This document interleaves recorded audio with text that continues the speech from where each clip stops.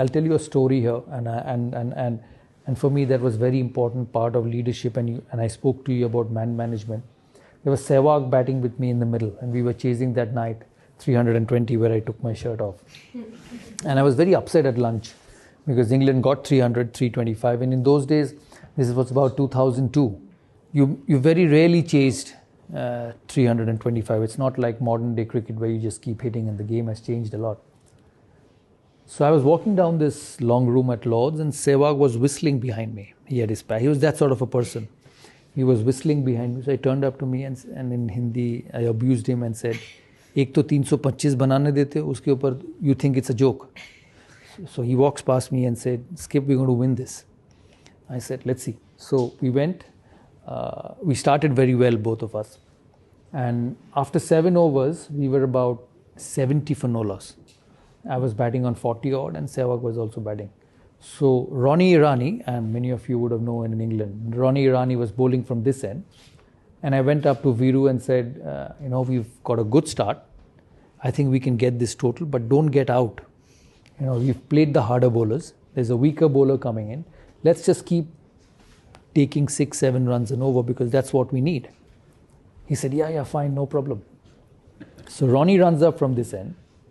He hits the first ball over mid-off for a 4. So I was at the non-striker end. I went up to him, tapped and said, "Good shot. So we got 4 runs and over. Just keep rotating." He said, yes, no problem. So he goes back to his end. The next ball, Ronnie pitches it up. He hits it over the top, over mid-on. 1 bounce, 4. So I again go up to him and said, well played, good shot. We've got 8. So you can still take single. He said, yes, no problem, singles. The next ball, Ronnie Irani pitches up. He sits down and sweeps right from the middle stump. It would have hit his pad. He was gone. It went for 4. I did not go up to him. And he did not even look at me because he understood. So he turned his face, took guard and batted again. The next ball, he again hit him over covers for 6. So there were 5 balls. He hit 5 boundaries. And the 6th ball, he took a single, and as he was walking past me and said, "I've taken a single." And this is happening in the middle. And we got 22 runs that over. He smashed him. He was so good. So I was furious at the other end because he did not listen to me. So I had 2 options. Either I woke up at the middle and given him my peace of mind. So I took a couple of minutes to pull myself back and went up to him and I said, keep concentrating. So I didn't tell him anything. He played an absolute blinder of a knock and we won. We finished the game, we won, and as I sat in this dressing room upstairs, he was slightly far away from me and I was sitting here. I kept thinking to myself, I said, today you won this game because that gentleman at the other end just took the opposition bowler on. And what were you thinking of telling him? That be conservative, take a single, go to the next over. But here was one person who felt that he could hit him for 20 in that over and turn the game around. And I say this to all of you here because sometimes as a leader, when you work with different people, you have your own way of doing things, your own way of being successful, and you go and tell him, hey, this is the way I think is right. Let's do it.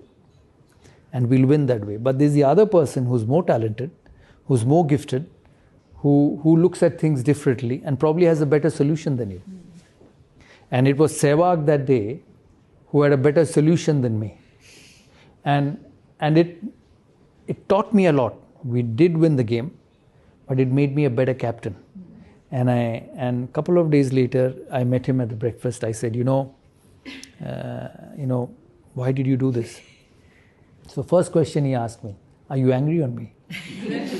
I said, I was, I'm not anymore. He said, good. I said, I told you to play singles. Why did you hit him? He said, I felt that was the best thing to do at that particular moment. He said that was the best thing I felt would win India the game at that particular moment. And it was such a lesson for me on captaincy. I said, I have a Sehwag who's different. I have a Dravid who's different. I have a Ganguly who's different and I have a Harbhajan Singh who's different. They can't play the same way. So if I have to be successful, I have to understand that they win cricket matches their way. And I have to let them do that. And I think a successful group, a successful entrepreneur, along with your aims and goals and objectives of wanting to be successful, don't forget this very simple line and solution in your journey is that everyone's different.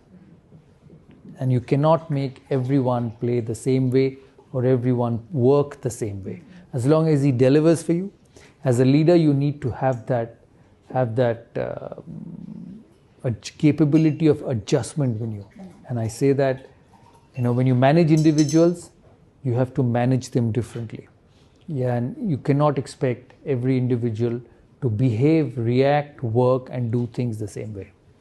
That is very important in leadership.